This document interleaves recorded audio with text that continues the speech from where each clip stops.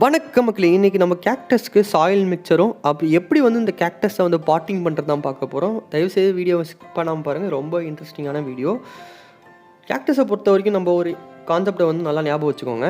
அதாவது நம்ம கேக்டஸ்க்கு கொடுக்கக்கூடிய அந்த சாயில் மிக்ஸ் பார்த்திங்கன்னா நம்மளுக்கு நல்லா வாட்டர் ஹோல்டிங் கெப்பாசிட்டி இருக்கணும். ஆனால் அது லாங் டைமில் இருக்கக்கூடாது, ஷார்ட் டைமில் இருக்கக்கூடிய வாட்டர் ஹோல்டிங் கெப்பாசிட்டியாக இருக்கணும். அதாவது நம்ம வாட்டர் ஊற்றின உடனே ஒரு 1 ஹவரில் ட்ரை ஆகிடணும்.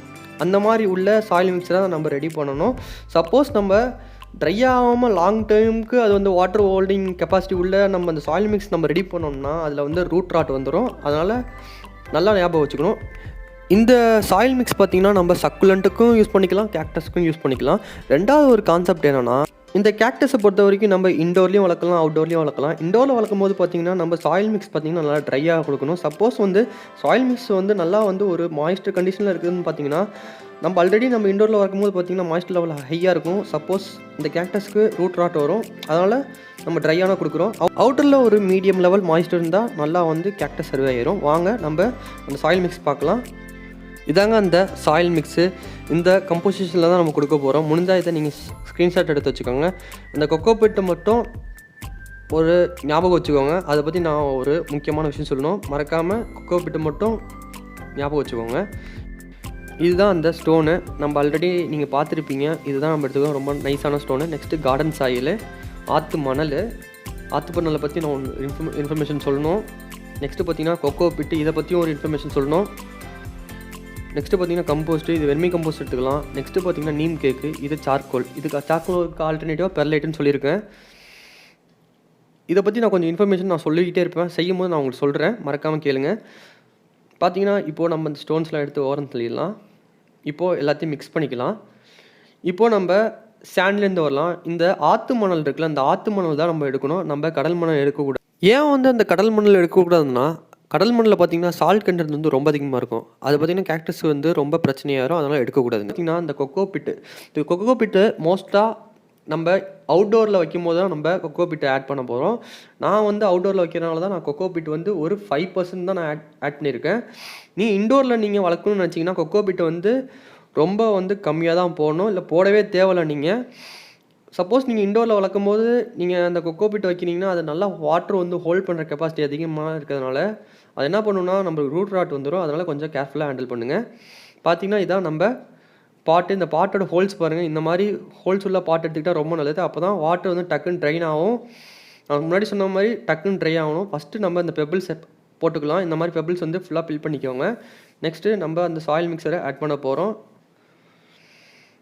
ஆட் பண்ணியாச்சு. இந்த மாதிரி ஆட் பண்ணிக்கிட்டிங்கன்னா போதும். நல்லா அதை சரிசமம் பண்ணிடுங்க. பார்த்திங்கன்னா அந்த கேக்டஸை நம்ம ஓப்பன் பண்ணிடலாம். பார்த்திங்கன்னா கீழே அந்த வேர்கள் பார்த்திங்கன்னா எப்படி வந்திருக்குன்னு பாருங்கள். பொதுவாக நம்மளுக்கு கொடுக்கக்கூடிய இந்த கேக்டஸ் பார்த்திங்கன்னா இந்த மாதிரி ஒரு கண்டென்ட்டில் வருதுன்னா நம்ம எப்படி வைக்கணும்னா, நம்ம ஒரு எர்த் பாலை வாட்டரில் வச்சு நம்ம ரிமூவ் பண்ணிடணும். ரிமூவ் பண்ணிட்டிங்கன்னா ரூட் டேமேஜ் ஆகிரும். அதுக்கப்புறமா நம்ம டிரான்ஸ்பிளான்ட் பண்ணிக்கலாம். இதை நீங்கள் வாட்டரில் கொஞ்ச நேரம் நீங்கள் அப்படியே ஊற போட்டிங்கன்னா அந்த கீழே இருக்கிற எர்த் பால் பார்த்திங்கன்னா அந்த ரூட்டில் இருக்கிற சாயெலாம் கீழே வந்துடும். அதுக்கப்புறமா டிரான்ஸ்பிளான்ட் பண்ணிக்கலாம். அப்போ ரூட் டேமேஜ் எதுவுமே இருக்காது. பார்த்திங்கன்னா நம்ம அந்த கேக்டஸ் நம்ம வைக்க போகிறோம். வச்சாச்சு. இப்போது அந்த நம்ம ஆல்ரெடி மிக்ஸ் பண்ணியிருந்த சாயில் மிக்ஸரை ஆட் பண்ணிடலாம்.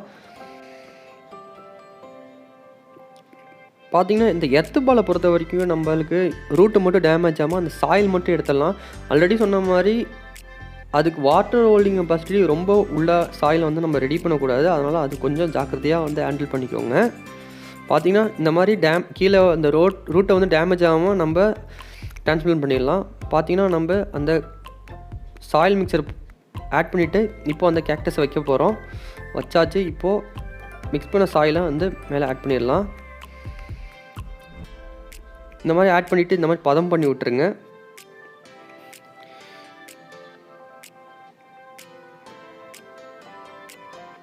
பார்த்திங்கன்னா நம்ம ஆல்மோஸ்ட் அந்த சாயில் மிக்ஸில் ஆட் பண்ணியாச்சு. இந்த மாதிரி பதம் பண்ணி விட்டிங்கன்னா நல்லா செட் ஆகிரும். கீழே உள்ள அந்த சாயிலுக்குள்ளே உள்ள ஏர்லாக்ஸ்லாம் இந்த மாதிரி நீங்கள் ஃபில் பண்ணும்போது கீழே இருக்கிறதெல்லாம் ஓப்பன் ஆகிரும். அப்போ நல்லா செட் ஆகிரும். நம்ம சாயில் மிக்ஸ் ஆட் பண்ண உடனே நம்ம வாட்டரிங் பண்ணிடணும். பார்த்தீங்கன்னா வாட்டரிங் வந்து லைட்டாக இந்த மாதிரி பண்ணும்போது பார்த்தீங்கன்னா எப்படி வந்து சாயில் வந்து நல்லா அப்சர்வ் பண்ணுது பாருங்கள். நம்ம அந்த சாயில் மிக்ஸை பொறுத்த வரைக்கும் எப்படி வந்து கொடுத்துருக்கோம் பார்த்துருப்பீங்க. இந்த மாதிரி கொடுக்கும்போது பார்த்திங்கன்னா சாயிலில் உள்ள வாட்டர் பார்த்திங்கன்னா டக்குன்னு அப்சர்வ் ஆகி கீழே வந்து ட்ரைன் ஆகிடும். இந்த மாதிரி உள்ள சாயில் மிக்ஸர் எடுத்துக்கிட்டு அப்ளை பண்ணிங்கன்னா ரொம்ப நல்லாயிருக்கும். பார்த்திங்கன்னா நம்ம 2 கேக்டஸில் நம்ம ரெடி பண்ணியாச்சு. இந்த மாதிரி ரெடி பண்ணி வச்சிங்கன்னா போதும். நம்ம இது அவுட்டோரில் வைக்க போகிறோம். அதனால தான் நம்ம கொக்கோ பிட்டு யூஸ் பண்ணியிருக்கோம். நீங்கள் இன்டோரில் வைக்கிறதா இருந்தால் கொக்கோ பிட்டு யூஸ் பண்ணக்கூடாது. இன்னொன்று பார்த்திங்கன்னா நம்மளுக்கு வாட்டரிங் வந்து ரொம்ப கம்மியாக கொடுக்கணும். அப்போ தான் வந்து கேக்டஸில் வந்து நல்லா வளரும். சப்போஸ் நீங்கள் வந்து வாட்டரிங் வந்து நிறையா கொடுத்தீங்கன்னா நல்லா வந்து க்ரீனிஷ் ஆகி அது டெட் ஆயிரும். ஸோ கேக்டஸை பொறுத்த வரைக்கும் பெருசாக பெஸ்ட் அட்டாக் இருக்காது. ஆனால் வந்து டிசீஸ் அட்டாக் இருக்கும். அதாவது ஃபங்கல் டிசீஸ் இருக்கும். முன்னாடி சொன்ன மாதிரி இந்த ரூட் ராட் வரும். அதை தடுக்கிறதுக்கு தான் நம்ம வேப்ப புண்ணாக்கு கொடுத்துருக்கோம். அப்புறம் ஆக்டிவேட்டட் சார்கோல் கொடுத்துருக்கோம். இது என்ன பண்ணுதுன்னா நம்மளுக்கு அந்த ஃபங்கல் இன்ஃபெக்ஷனை வராமல் நல்லா ப்ரிவென்ட் பண்ணிடும். தேங்க்யூ ஃபார் வாட்சிங். மறக்காமல் ஷேர் பண்ணுங்கள், சப்ஸ்கிரைப் பண்ணுங்கள், அப்புறம் லைக் பண்ணுங்கள், அப்புறம் அந்த பெல் ஐக்கானை தட்டி